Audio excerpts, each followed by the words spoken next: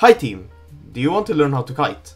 Well, I'll tell you all about it. But why even kite from the beginning? Well, kiting is to reposition yourself to be in a better position.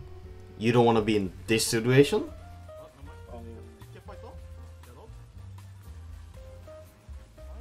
Or even in this one.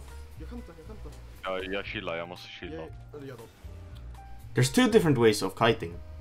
One is kiting forward, which is very unorthodox, but it's good for chasing enemies. And the other one is kiting backwards, which is a good way to create distance between you and your enemy, which is also called spacing.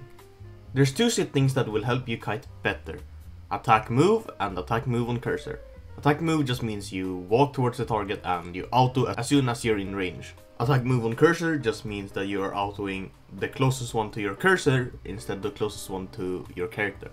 Well, how do you actually kite? Well, I'll just let past me explain how you kite. Kiting is actually really simple. All you want to do is you auto attack, then you move, and then you auto attack, then you move, and then you repeat that over and over, and that's how you kite.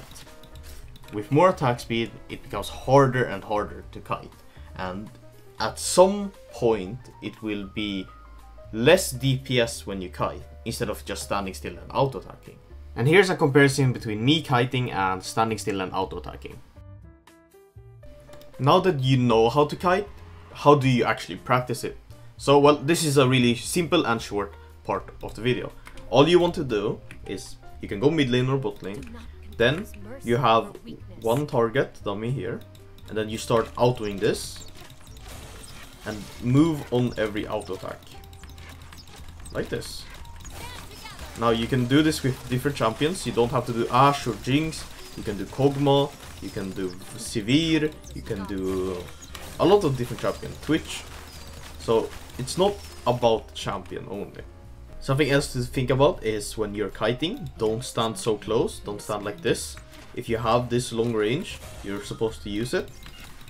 So always try to kite from maximum range and then try to go around the target. Now, if you feel like you can do this comfortably, a harder one is to place like a triangle, like this. And now, you need to focus on 3 targets. So you want to go around and auto all 3 targets. So, kinda like this.